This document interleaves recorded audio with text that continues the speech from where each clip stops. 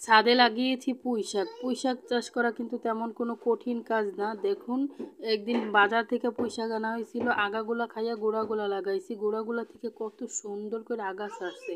প্রায় এগুলা হয়েছে 20-25 দিনের পুঁইশাক। 20-25 দিনে এত বড় হয়ে গেছে। পুঁইশাক চাষ করা আসলে অনেক সহজ। ছাদ বাগানে এবার পুঁইশাক চাষ করছি। পুঁইশাকটি মাশাআল্লাহ একটু বড় বড় হয়েছে। এখন এগুলারে সুন্দর করে চার দিয়া দিব। আর এদিকে মরিচ, এদিকে লাগাইছিলাম একটা মরিচ গাছ। মরিচ গাছটা থেকে অনেক মরিচ খাওয়া হয়েছে। তারপর আবার 4-5টার মতো মরিচ পাকছে। ওই মরিচগুলো এখন পাইরা নিলাম, এইগুলো আজকের জন্য। আর সাথে হয়ে রয়েছে একটা পেঁপে গাছ। পেঁপে গাছটা আসলে কাটতে অনেক কষ্ট হয়, তার জন্য পেঁপে গাছটা কাটতেছি না। কিন্তু এইটুকু টবের মধ্যে কিন্তু আবার পেঁপে গাছটা হইতোও না। এদিকে হয়েছে চাল কুমড়া, মিষ্টি কুমড়া গাছ। মিষ্টি কুমড়া গাছটি উপরের দিকে বাইতে দিছি। এখন দেখতে পাচ্ছি এগুলো অনেক শক্ত হয়ে যাইতেছে, তার জন্য আজকে এগুলো নিয়ে কাইটটা নিমো, এগুলো আর রাখবো না। এদিকে আছে একটা সাদা সবুজ গাছ, আর পাশেই আছে একটা ফুল গাছ। এই ফুল গাছটার মধ্যে এখন একটাও ফুল নাই, যেহেতু শীত ছিল তার জন্য ফুল ছিল না। আর এদিকে ফুল গাছটার মধ্যে অনেক সুন্দর ফুল ধরছে, ফুলগুলা দেখতে অনেক সুন্দর। এগুলো আমি একটু উপরের দিকে রাখছি, কারণ এগুলা বাচ্চারা ছিঁড়া ফেলে। এখন এখান থেকে আমি একটা ফুল ছাড়া নিতেছি। ফুলটি দেখতে অনেক সুন্দর।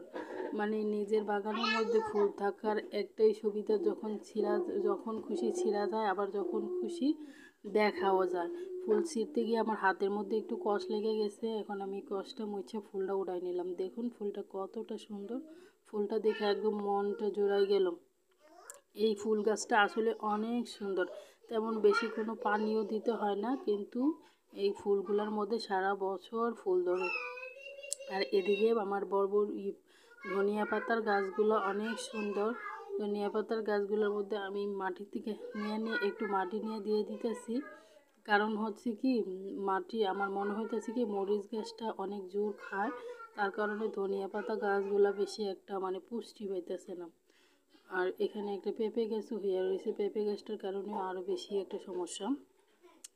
এখন আমি দেখুন, আমি মিষ্টি কুমড়া গাছটা একটু কাইটা নিছি, প্রত্যেকটা আগা চিরা নিছি, সবটা কাটছি না, এগুলা থেকে আবার ড্যাম দিব। যদি এগুলার আগা কাটা হয় তাহলে এগুলা থেকে অনেক সুন্দর সুন্দর ড্যাম দেয়।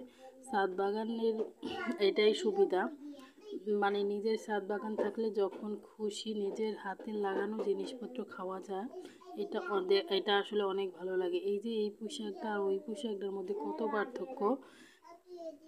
এই পুঁইশাকটি আর ওই পুঁইশাকটি কিন্তু একসাথেই লাগানো হয়েছিল। এগুলা যেহেতু মিষ্টি কুমড়া গাছের ভিতরে চলে গেছিলো, তার জন্য এগুলার আগা ছাড়ছে না। আর ওইগুলা সুন্দর আগা ছাইটা একদম বড় হয়ে যেতেছে। এগুলার মধ্যে এখন চার দিয়ে দিব। এখন আমার সব কিছু পাড়া শেষ, এখন আমি পানি দিয়ে দিব।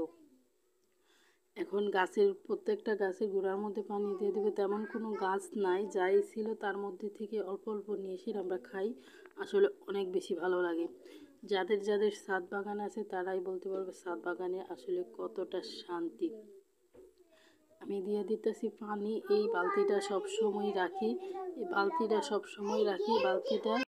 ছাদ বাগানের একটাই অসুবিধা, প্রত্যেক দিন পানি দিতে হইব। পানি না দিলে, একদিন পানি না দিলে একদম ঝামাইয়া একদম মরা মরা অবস্থা হয়ে যায়।